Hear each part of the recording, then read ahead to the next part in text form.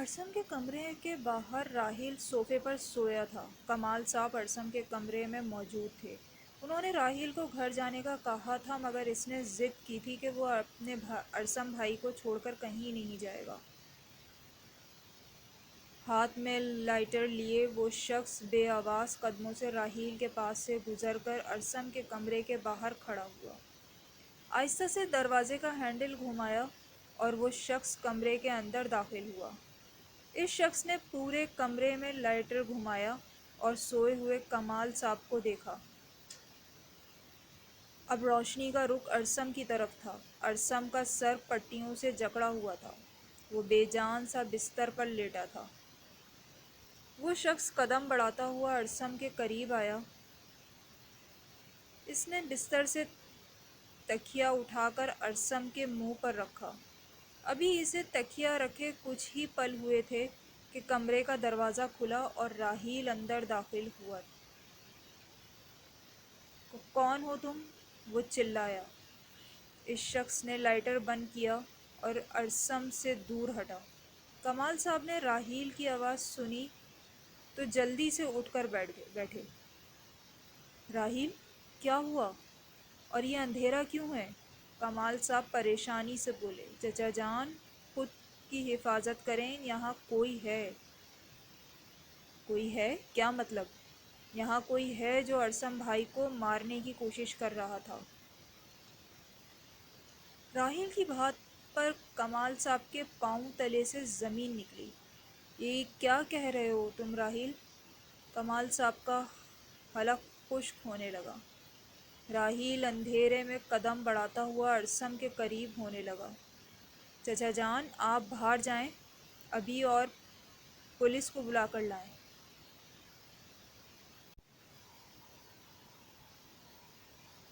لیکن راہیل، ارسم، چچا جان، بھائی کی فکر مت کریں، میں سنبھال لوں گا۔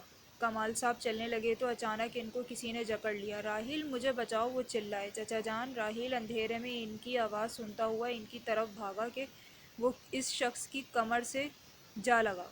راہیل نے اس شخص کو مضبوطی سے پکڑ لیا۔ چچا جان، آپ جائیں، میں نے اسے پکڑ لیا ہے، جلدی کسی کو بلا کر لائیں۔ کمال صاحب اندھیرے میں ہاتھ مارتے ہوئے کمرے سے باہر نکل کر بھاگنے لگے تو اکرم ہاتھ میں ٹارچ لیے کمرے کی طرف آ رہا تھا۔ کمال صاحب، خیریت تو ہے؟ بڑے پریشان لگ رہے ہیں۔ کون ہو؟ کمال صاحب، میں ہوں، پولیس کا سپاہی اکرم، انسپکٹر شرافت خان نے مجھے یہاں ڈیوٹی پر لگایا ہوا ہے۔ شکر ہے کہ تم آ گئے جلدی۔ چلو، ارسم کے کمرے میں کوئی آیا تھا اسے جان سے مارنے۔ کیا؟ جلدی چلیں، میں ابھی دیکھتا ہوں۔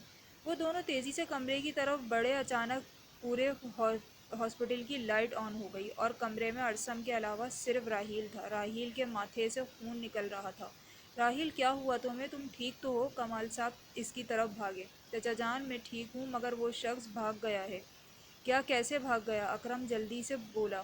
کمال صاحب ارسم کی طرف بھاگے اور دیکھنے لگے کہ وہ ٹھیک ہے کہ نہیں۔ ارسم کی سانسیں چل رہی تھیں۔ انہوں نے شکر ادا کیا۔ اندھیرا تھا، اس نے مجھے دھکا دیا، میرا سر دیوار سے لگا اور وہ بھاگ نکلا۔ راہیل اپنے ماتھے سے خون صاف کر رہا تھا۔ کمال صاحب، آپ نے اس آدمی کو دیکھا تھا کہ اچانک اکرم صاحب خود یہاں راہیل کی جاسوسی کے لیے آیا تھا، اس لیے صرف راہیل کی بات پر یقین کرنا اس کے لیے ناممکن تھا۔ ہاں ہاں، اس شخص نے مجھے پکڑا تھا، پھر راہیل نے مجھے اس سے چھڑوایا، یہاں واقعی کوئی آیا تھا۔ اچھا، اب اکرم سوچ میں پڑ گیا۔ ٹھیک ہے، میں تھانے چلتا ہوں اور انسپکٹر کو ساری بات بتاتا ہوں۔ لیکن اگر وہ شخص پھر آ گیا تو؟ کمال صاحب پریشان ہوئے۔ پریشان مت ہوں، ابھی تو وہ نہیں آئے گا، اکرم کہتا ہوا کمرے سے باہر نکل گیا۔ راہیل کے سر پر پٹی بندھی ہوئی تھی، اس کے ساتھ کمال صاحب اور ان کے سامنے شرافت خان بیٹھا تھا۔ اکرم نے شرافت خان کو پوری بات بتائی لیکن اسے ابھی بھی راہیل مشکوک لگ رہا تھا۔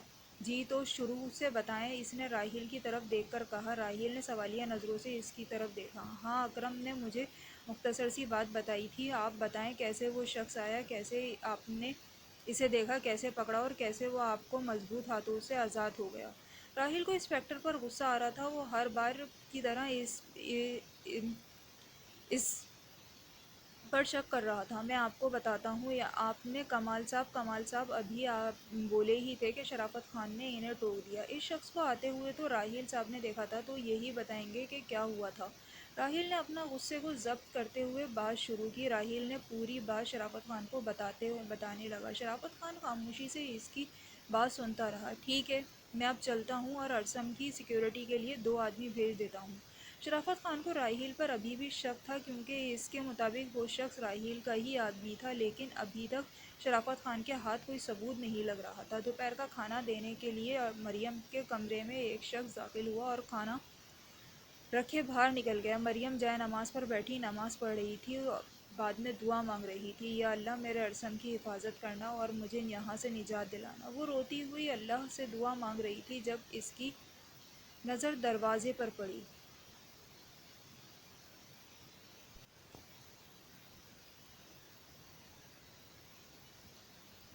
دروازہ کھلا دیکھ کر وہ بھاگتی ہوئی دروازے کے پاس پہنچی۔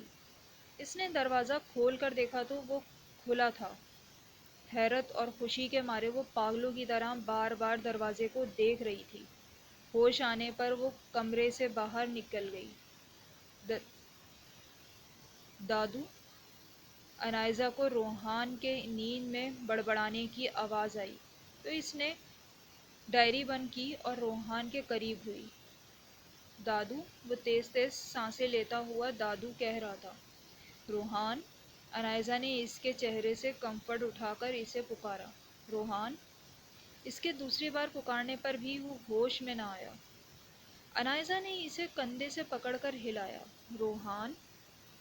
اس کے پکارتے ہی روحان نے آنکھیں کھولیں اور حواس باختہ سا انائزہ کی طرف دیکھنے لگا۔ تم ٹھیک ہو؟ انائزہ نے پوچھا۔ روحان پہلے تو اس کی طرف دیکھتا رہا، پھر انائزہ کے قریب ہو کر اپنا چہرہ اس کی گردن میں چھپا لیا۔ انائزہ اس کے بالوں میں ہاتھ پھیر کر اسے ریلیکس کرنے لگی۔ اسے معلوم ہو چکا تھا روحان نے کوئی برا خواب دیکھا ہے۔ روحان نے انائزہ کو یوں جکڑا ہوا تھا جیسے اسے کھو دینے کا ڈر ہو۔ کچھ دیر بعد روحان پرسکون ہو چکا تھا۔ انائزہ کی انگلیاں اب بھی اس کے بالوں میں چل رہی تھیں۔ روحان! اس نے نہایت پیار سے پکارا۔ جی؟ وہ آہستہ سے بولا۔ ڈر گئے تھے؟ جی۔ برا خواب آیا تھا؟ جی۔ کیا دیکھا؟ دادو چھوڑ کر جا رہی تھیں۔ انائزہ کو اپنی گردن میں روحان کے آنسو محسوس ہونے لگے۔ اچھا تم پریشان مت ہو، میں ہوں نا تمہارے ساتھ۔ تو تم بھی چھوڑ گئیں تو؟ روحان کی بات سن کر انائزہ نے اس کا چہرہ اپنے مقابل کیا۔ ایسا کبھی نہیں ہو سکتا، اس بات کو اپنے دماغ سے نکال دو، وہ روحان کی طرف دیکھتے ہوئے بولی۔ روحان پریشان سا اس کی طرف دیکھ رہا تھا۔ جب انائزہ نے اس کی پیشانی پر اپنے لب رکھے، روحان نے سکون سے آنکھیں بند کی۔ انائزہ روحان کو سینے سے لگائے لیٹ گئی اور ایک ہاتھ سے لیمپ آف کیا۔ چمکتے ہوئے سورج کی کرنوں سے کمرہ روشن ہوا۔ انائزہ اور روحان آنکھیں مسلتے ہوئے نیند سے بیدار ہوئے۔ گڈ مارننگ، انائزہ نے مسکرا کر کہا۔ روحان بھی اس کی طرف دیکھ کر ہلکا سا مسکرایا۔ روحان اٹھ کر بیٹھا تو انائزہ نے اس کا ہاتھ پکڑا۔ کہاں جا رہے ہو؟ فریش ہونے، اس نے اپنی گردن موڑ کر انائزہ کو دیکھ کر کہا۔ میں بھی آؤں؟ اس نے روحان کو آنکھ ماری۔ اس کی بات پر روحان اپنی معصوم آنکھوں کو کھولے اس کی طرف دیکھنے لگا۔ اس کے دیکھنے کے انداز پر انائزہ کو ہنسی آنے لگی۔ مذاق کر رہی ہوں میرے انوسنٹ حبی؟ اس نے روحان کے رخسار کو ہاتھ کے انگوٹھوں سے کھینچا۔ روحان نے اپنا چہرہ آگے کیا اور انائزہ سے جھیپ کر شرمانے لگا۔ انائزہ کو شک ہوا، وہ تیزی سے اٹھ کر بیٹھی اور اس کی طرف دیکھا۔ اوہ، تو شرمایا جا رہا ہے، وہ مسکراتی ہوئی بولی۔ اپنی چوری پکڑے جانے پر روحان نے اپنا منہ ایسے سیریس بنایا جیسے شرمانے کا پتہ ہی نہ ہو۔ وہ نہایت آرام سے اٹھا اور واش روم میں گھس گیا۔ اس کی اداکاری پر انائزہ نے لب دانتوں کے تلے دبائے۔